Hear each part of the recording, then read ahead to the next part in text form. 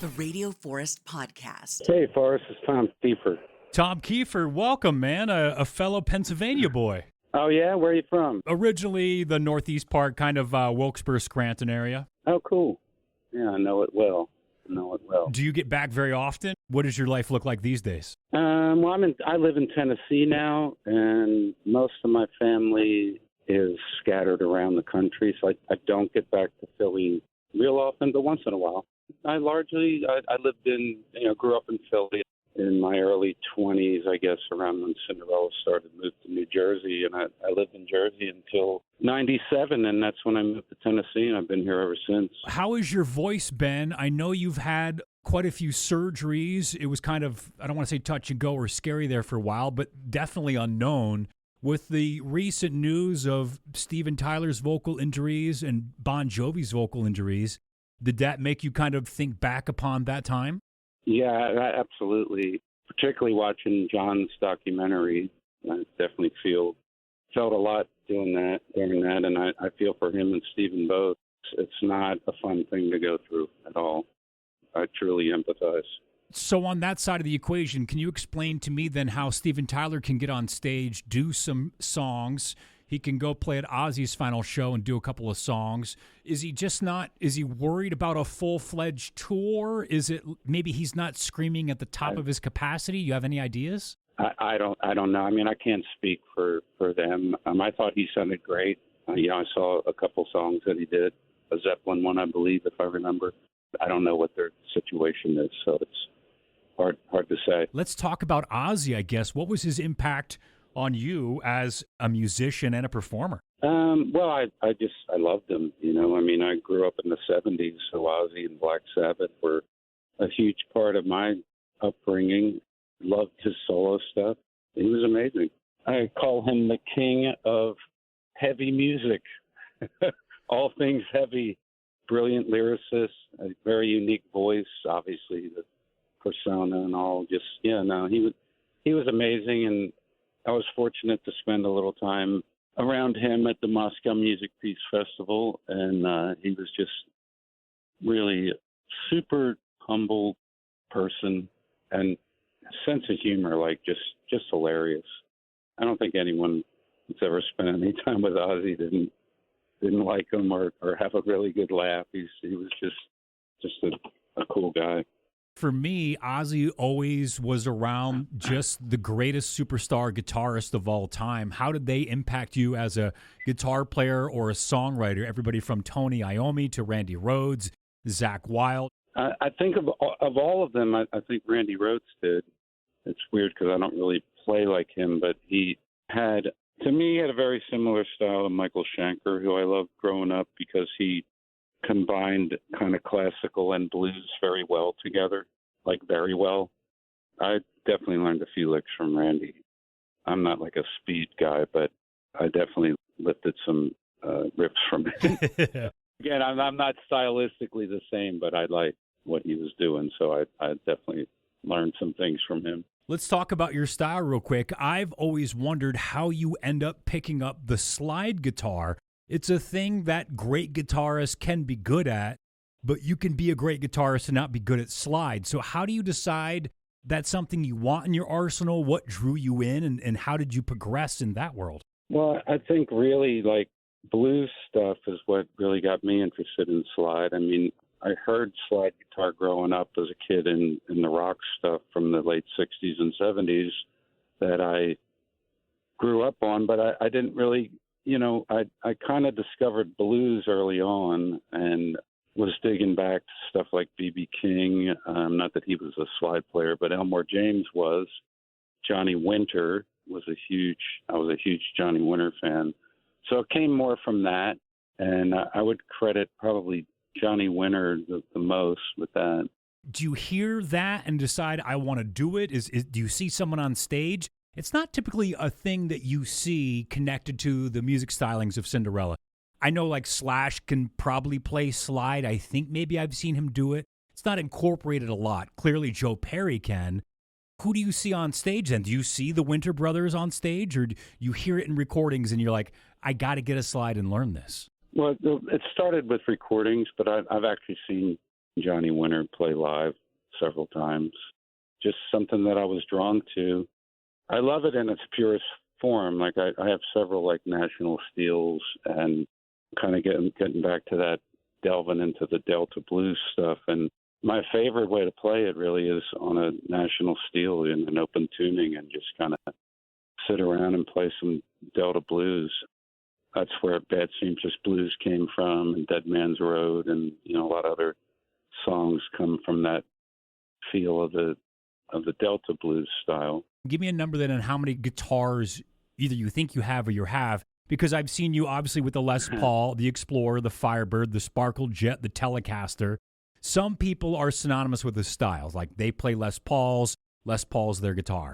But you seem really comfortable with switching it up, and I know these have to sound different. So is it based around a song you want to get that sound, or you're like, man, I just really want to get out a funky Explorer right now? It has to do with the sound. I mean, when you go from a Gretsch to a Fender to a Gibson, and even within the Gibson thing, the Firebird's very different than a Les Paul. They all have different sounds when you plug them into an amp, just right out of the box.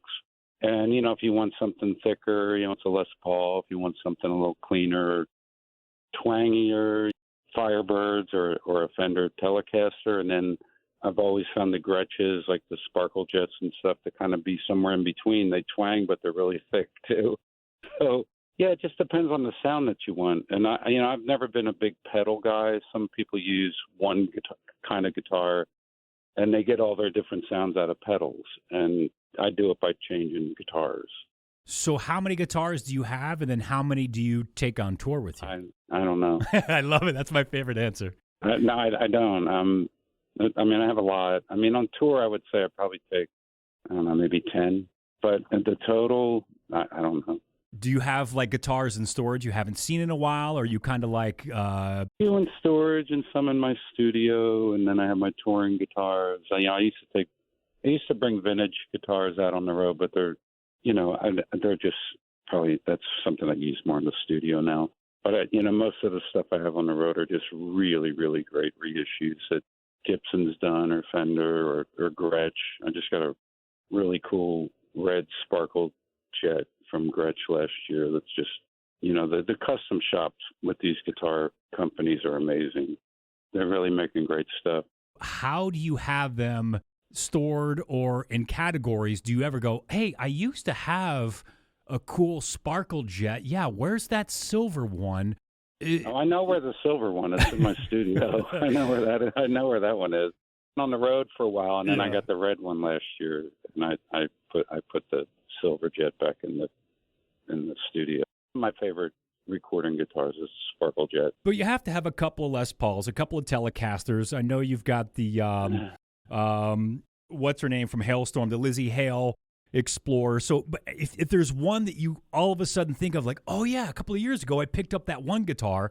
How does Tom Keifer find that? How do you find it? I don't know. I just kind of know where they are. Got about 5 Les Pauls, I think. The favorite all-time one is the 59 Sunburst. I use that a lot in the studio. I use them, I don't know. Most of the guitars that I tour with are kind of in one area. And then there's the stuff that I use in the studio regularly, or that I like to play around at home with. And then there's some others stored in different locations, that ones that I don't use maybe as often. That's why it's hard to really get a count. I don't really have them all like in one place in front of me, so I don't really count guitars. I just love those behind the scenes videos of like Rick Nielsen from Cheap Trick, or Mike Campbell from, Tom Petty. And you realize, holy crap, they've gone to a whole nother level. Who else have you run into that has just a massive, impressive collection? Well, Rick, I know for sure. I've seen a lot of his, and we've done some shows with him, and, he's always has some amazing guitars out on the road. And Joe Bonamassa, I don't know him, but I know of his collection. I know that he's got like a pretty insane collection. Yeah, it's called Nerdville at his house. Yeah, that's pretty impressive. Yeah, and he's an amazing guitarist. And has quite the collection. So I'm sure there's other people I know that have. Rick is always one that comes to mind, because he's always been a big collector. I've been collecting since the late '80s. I kind of went from having like one guitar to Cinderella had a successful record, and then I started collecting vintage guitars. That's awesome, though. That's what rock stars should do, though. It's kind of sad if you hear of a guitarist that's like, yeah, I'm not really into it. I got one and use a lot of pedals. I want the Bonamassa level where you're like, oh my gosh, that's amazing. Yeah, on stage. I'm changing guitars pretty much every song, not just for tone, but open tunings. I have some pretty wild. Some pretty standard like open G or A, but then there's some other ones for songs that are pretty out there. So my tech is pretty busy between the tunings and change. It's pretty much a guitar change every song. Tony too, our other guitar player, is changing guitars constantly because the writing style with Cinderella, there was a lot of open tunings and acoustics mixed with electrics, and so he'll have a guitar on acoustic on a Gracie stand and be switching back and forth in the same song between electric and acoustic depending on which part of the song. There's a lot of layering on those records and on the solo records as well. Different sounds come from open tunings and different style guitars with pickups and that kind of thing. So we each have a fair amount of guitars on the road, and we are changing guitars constantly. How was playing Graceland this year? That's pretty cool. I've never been there. That's a great venue. Really cool. It's actually the second time we've played it. Really fun. Yeah, really, really great venue. You guys are on tour with LA Guns. You're coming through here in Boise September 14th. How long have you known LA Guns? Does it go back to the 80s or even prior to that? Yeah, I mean, more casual acquaintance in the 80s, but we've been touring a lot together since 22, and 22 was our first tour back after the pandemic. And we went out it was us, LA Guns, and Faster Pussycat. And that was our first kind of like dive in the deep end. Here we go. We're going to tour after, being isolated on our couch watching TV for, I don't know, a year or two.